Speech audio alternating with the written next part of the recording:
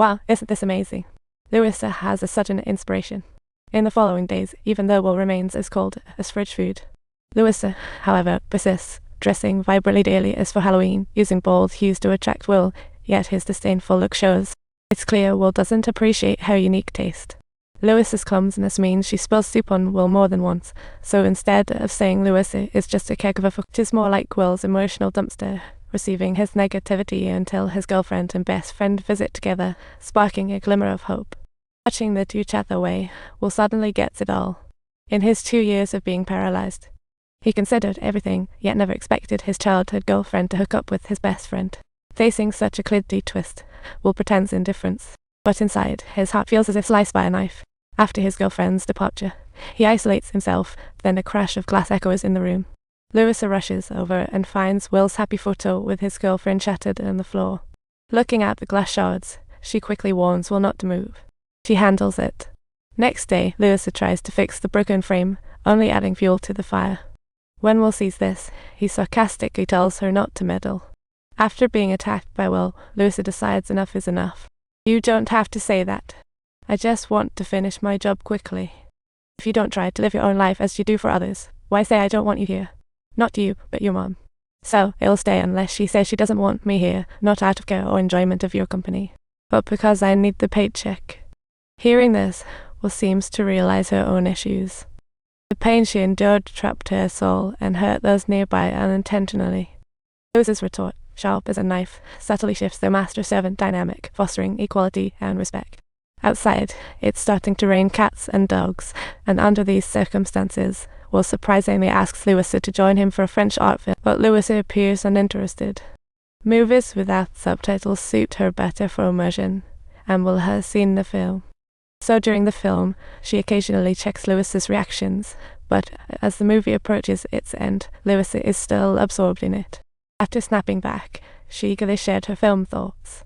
Facing Louisa's chatter, Will calmly asked, "Which part do you think is the most touching?" The two go for a walk outside. Will's mother sees it all. It's Will's first time leaving the room in 2 years. Louisa thinks a positive attitude may.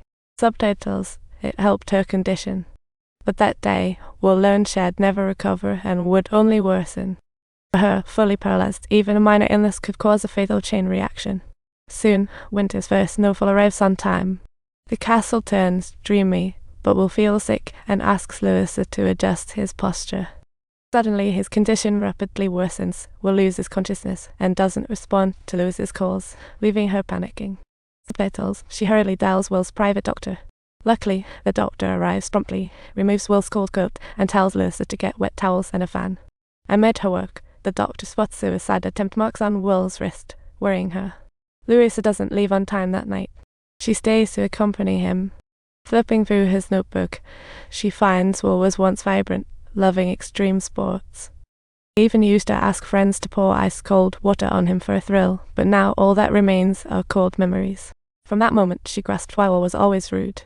Only she could comprehend the despair of losing everything. Upon awaking, Will shared the cause of his paralysis. 2 years ago, on a rainy day, walking and answering a call, she was hit by a motorcycle. It all happened so fast, she still can't accept it. To alleviate Will's summer mood, Louisa thinks of a nursery rhyme her father used to hum. Will is curious about Louisa's singing voice, so she sits at the edge of the bed, preparing to listen. When I was a kid, talking about childhood, Louisa remembers many funny stories. She mentions she once had a favourite pair of bumblebee tights, which she loved so much that she wouldn't take them off even to sleep. But as she grew older, she could no longer find the right size for those tights. As the cold fades, Will's health improves, and they bond more closely. She wonders why Louisa has so many vibrant clothes. Louisa shyly said she was admitted to a renowned UK university after high school, but stayed in this town due to family duties. 7 years flew by. She never travelled far, but Will believes Louisa shouldn't restrict herself. Life is for savouring. Though Will's points are valid, she, worth millions, can't grasp the helplessness of dropping out due to poverty. Louisa doesn't want to continue this bitter topic, so she suggests she'd help Will fix his messy beard, and to her surprise, he happily agrees. A rejuvenated boy appears, but a letter arrives, shattering the castle's peace. The euthanasia organization has approved Will's request for assisted suicide, meaning Louisa's attempts haven't swayed Will's decision. Left without options, Louisa seeks out her sister again to vent. Her sister tells her that thinking of all this reignites Lewis's hope. She immediately goes to the library to find activities for the disabled and compiles a bucket list, which Will's parents strongly support upon seeing it. Her mother wants to carve out time to join, while her father tries to dissuade her, stating Will needs to feel like a person. Soon, Lewis and the caregiver bring Will to the racetrack, encountering trouble right after exiting the car. The wheelchair tires sink into mud. Unable to pull her out alone, Lewis shouted for passers-by's help, and the crowd rescued her after joint effort. Will instantly regrets the acting decision. Although he is filled with discontent, he still follows Lewis to the racetrack. With her sharp intuition, Lewis instantly spots the pink pony named Chicken Swift. Will, a racetrack regular, calmly informs her it's impossible to win. As expected, when the race starts, all horses dash off except the pink pony, which strolls leisurely. Lewis silently tears up her ticket. Afterward, they go to a restaurant. Don't forget to like and subscribe for more amazing clips coming your way.